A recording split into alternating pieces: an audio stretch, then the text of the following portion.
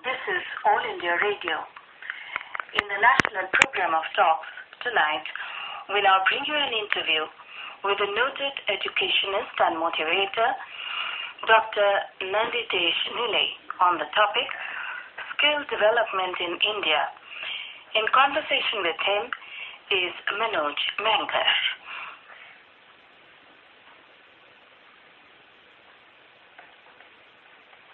A much discussed topic in the country these days is skill development.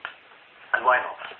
If the Make in India program is to succeed on a large scale, the first thing that will be required across the country will be skill levels that match or surpass international standards with ease.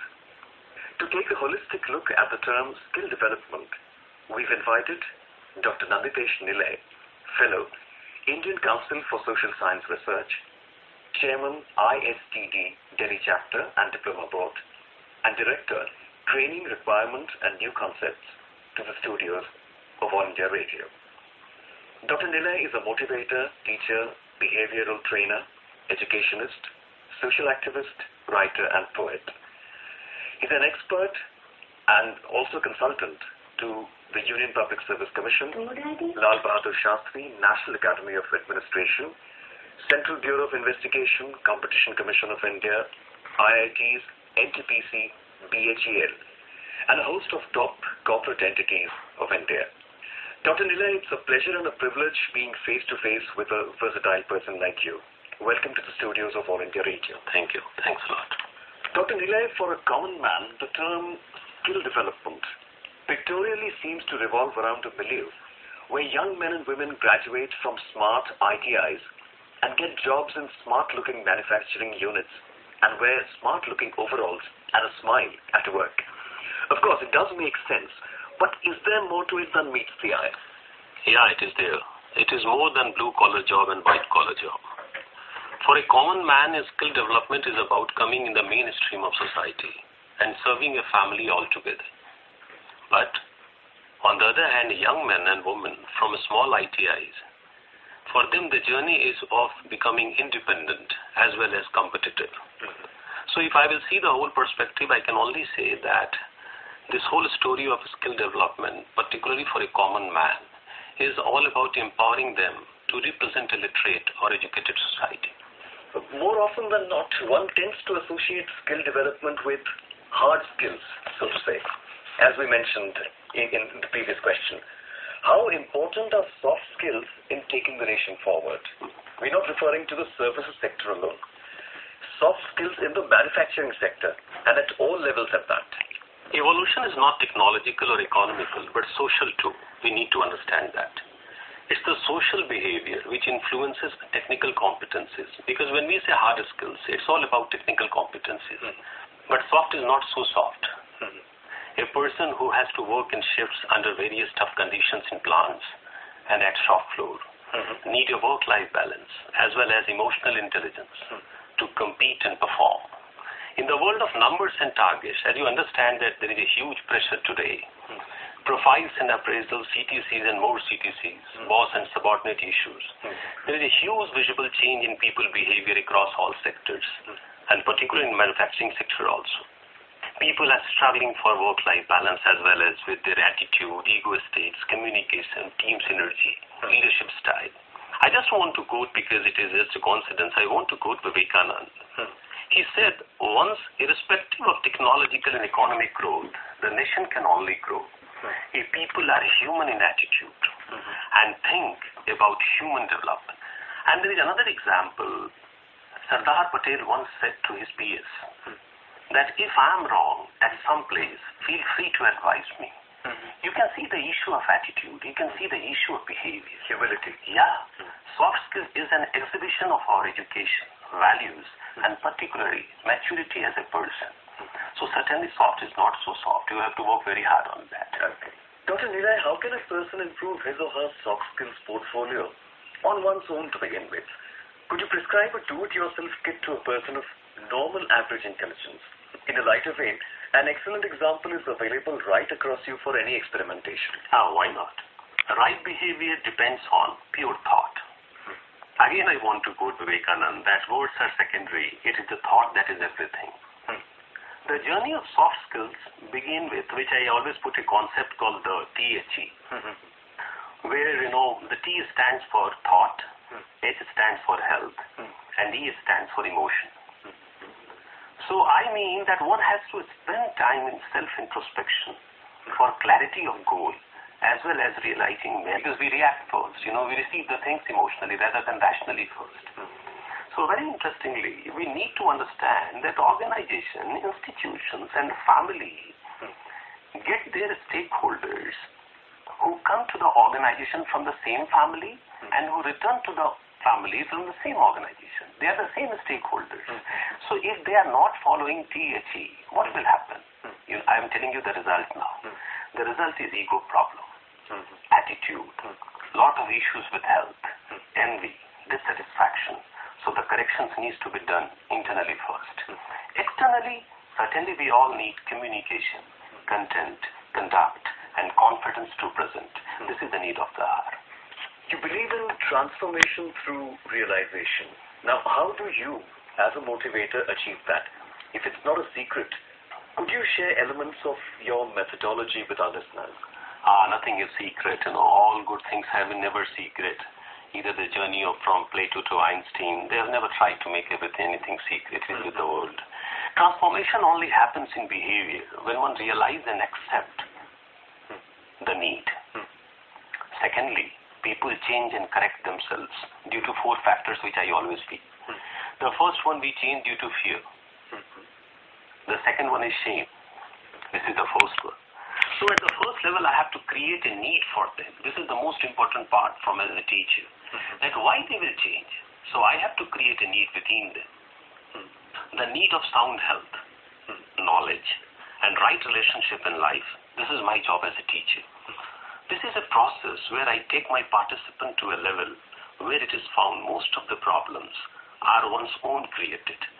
They start feeling that, external problems are minimal, but internal is certainly creating and looming large in my personality. It is like a behavior lab. You can see the whole issue of yoga revolution in this country, you see, because people felt that it is need. It is a need. Good governance, and now what is happening, the great initiative Swachh Bharat Abhiyan. This is more internal rather than external. If I realize the need, the transformation will happen. So we need individual with a unique ability of becoming a role model. Now this is the second one. The person who is teaching, why I should listen to that guy? It means the person will have to be my role model. The person can be in the form of a teacher, doctor, social activist, or prime minister. Those who want to change, they are very much observant of your own behavior. They keep on observing. Why I will copy you? So if the teacher is providing glimpses and nuggets of knowledge, discipline, conduct, and willpower, people will change. It has been said, a good teacher tells, a mediocre teacher explains, a better teacher demonstrates, but the great teacher inspires. Dr. Nilay, of late, NLP has become the buzzword when it comes to holistic development. You are NLP certified. Please simplify the subject for us. Certainly, it has came from California, United States. And Richard Bandler and John Grinder has been the person behind NLP, which is called Neuro-Linguistic Programming. If you talk to me in a very simple way, it is the connection between our neuro and language, our nerves and language, which creates a behavioral pattern. Okay. Why not we can program it? If I am observing that certain, pattern is being done due to the neuro and the language, then I can try to program it, in professional world, in front of the customers, in front of my internal stakeholders. And the more I will program, the more I will be conditioned in working on my negativity. So because a very good theory of, NLP is modeling. You model. When you model, suddenly you try to create a conditioning for your nerves, for neuro, and then you provide a language.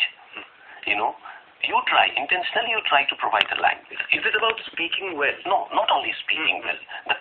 Your eye contact, your body, how you prepare, your body language, it means that you are always with there, You cannot, say that at one moment I can, I am there to cross the, periphery. It cannot be. So if you'll ask for me, it is a planned effort. And not only planned and structured, it's all about conditioning your neurons. Repeatedly, if you'll keep on doing the same habit, what will happen? You'll be conditioned. There is another example. For example, if you have a negative experience, you write down on the paper the negative experience, then NLP says, now try to put the positive words where you have put negative words. Now the struggle will happen. And finally, when you put positive words, then the same experience which has been negative, when you read, you find a different meaning of that. And the whole issue of personality, the whole issue of communication changes. It's a wonderful science, provided it can be implemented well in training programs. How is NLP in India these days? Or has it picked up? Or? It has not yet picked up. It has not yet picked up because I have said, that because India, if you are working with Indian people, you need to understand we are emotional people. So when you are taking us to that level, we must receive that it is not an artificial science, but it is something very beneficial, for our day-to-day activities. Till the time NLP will not reach in Indian homes, where I am getting, answers of my day-to-day problems, certainly it will take longer.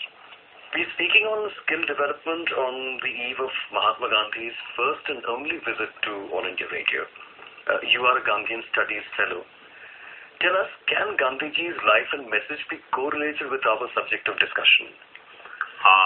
For me, his life became a message to be human. Is it not something close to be alive in spirit? I will narrate a story related to film Gandhi by actor-director Richard Attenborough. There was a person whom a lot of people don't know was Motilal Kothari, who was instrumental in persuading Attenborough to convey Mahatma's life and his struggles so eloquently on celluloid. When Attenborough agreed, in a press conference both came on 19 December 1964, Kothari called Gandhi the only man, at least in our century, who has shown by his own practice a way of life that suggests the hope of solution of the outstanding world problems. It is a fact when people would have coming out of the cinemas have been saying how good is to take birth, but how wonderful it could be to try to be a good human being. That's the credentials of Mahatma Gandhi. Another related field. Do CSR activities in our country cover the area of skill development as well? Not very specifically, but certainly in general. It provides a lot of resources to common people because wherever the plants are there, wherever you put those food structures, then you are certainly responsible for the environment. And environment in the villages, the surrounding villages. It means it provides a lot of resources to common people to search new avenues of earning in life. In the form of opening a school or, encouraging young boys and girls for, trades like tailoring, stitching, becoming aware and trained in helping people through various skilled activities in hospitals. Certainly it is there, but we cannot per se say that it is a skill development initiative. You think there is scope to move further in that field? Yes, it's not only about, the money which you are investing, it's all about the will. So I always say that CSR needs to be addressed like ISR, individual social responsibility, rather than corporate social responsibility. Dr. Nilay, in terms of skill development, where does India stand at present? And for India, are there lessons to be learned from other advanced or fast developing countries of the world? Yes, I will answer your both questions. India stands, and India stands firmly. By this data, you will understand that we have a target to train 500 million people by 2020. So certainly we are on the way.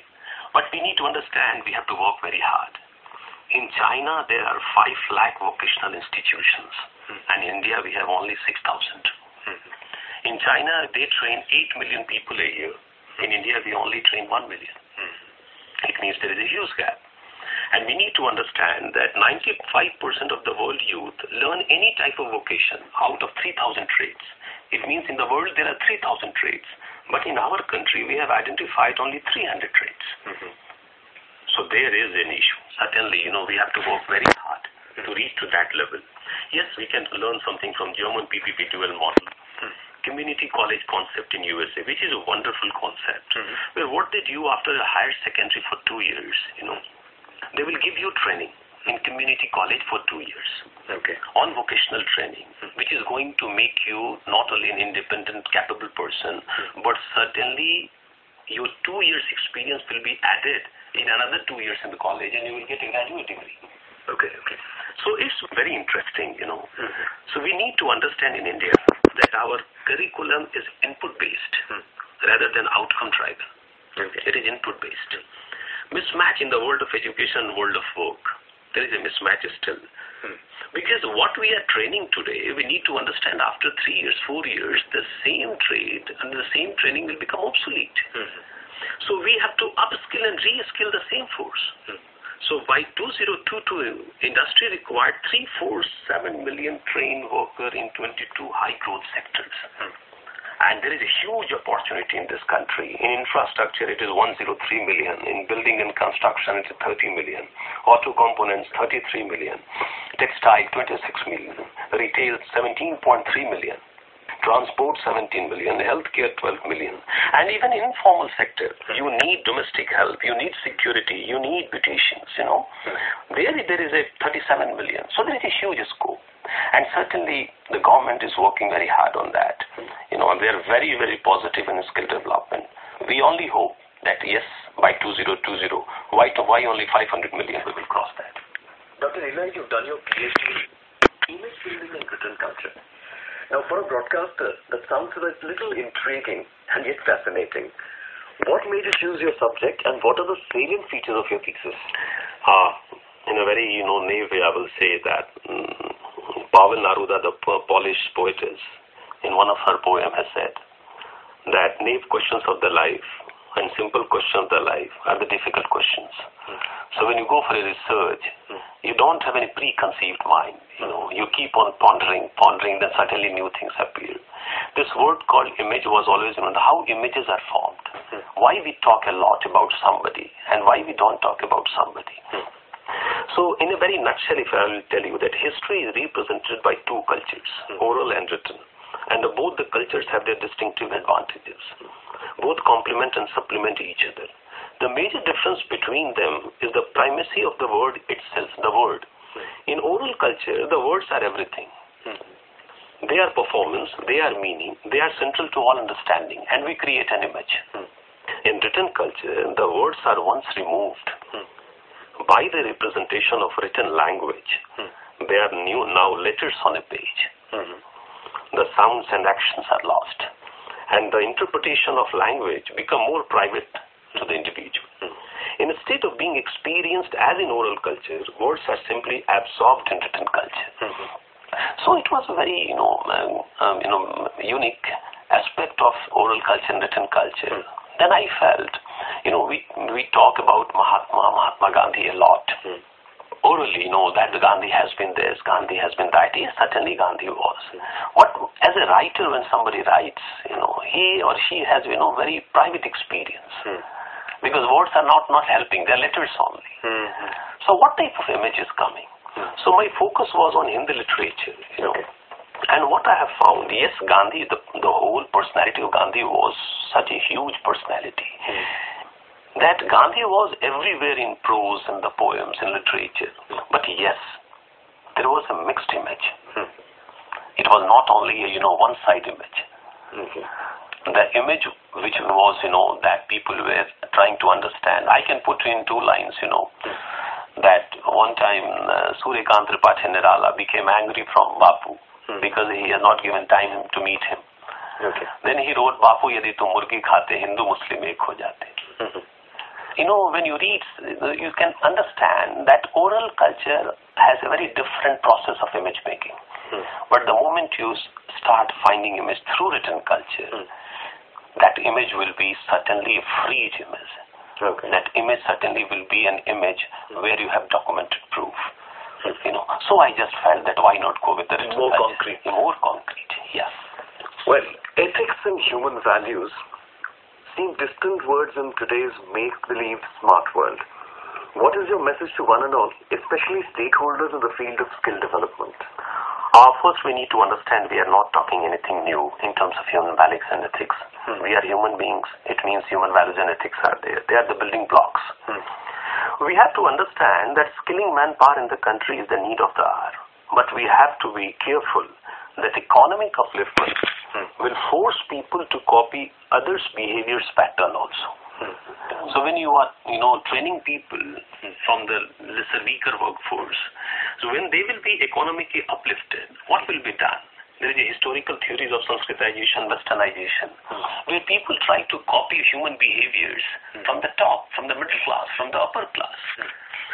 So if literate and educated class of the country will move with human values and ethics, they will give a chance to young boys and girls from lower strata of the society to become human being par excellence. It is a huge issue in the skill development where we are not trying to put a lot of energy. A story of rare and exclusive courtesy, humility, conduct and courage. Their education, intellect, subtlety and consciousness should be evident when the country becomes skilled and ethical capital of the world. I just want to conclude in the words of Charlie Chaplin. He wrote a letter to his daughter. And if you permit, I want to read in English as well as in Hindi. When the blood in my veins will get frozen, the father writes to daughter. When the blood in my veins will get frozen, the flowing blood in your vein will give you memories to remember that your father has been not a genius or greatest, but a person who tried lifelong to be a human. Oh, my daughter, you must be a human. Very touching. I just want to now put it in Hindi. जब मेरी धमनियों में बहने वाला रक्त जम जाएगा, तुम्हारी धमनियों में बहने वाला रक्त तुम्हें मेरी याद दिलाएगा। बेटा, आपका पिता कोई महानतम नहीं, कोई बहुत बड़ा जीनियस नहीं, एक इंसान था जो पूरी जिंदगी एक अच्छा इंसान बनने की कोशिश करता रहा। कुछ बनना या ना बनना, एक अच्छा इंसान जरूर बनना। Dr. Nanditesh, Nilay, thank you very much for sparing time and coming to the studios of All India Radio and having such a stimulating discussion with us. Thanks a lot. So honor for me. Thank you.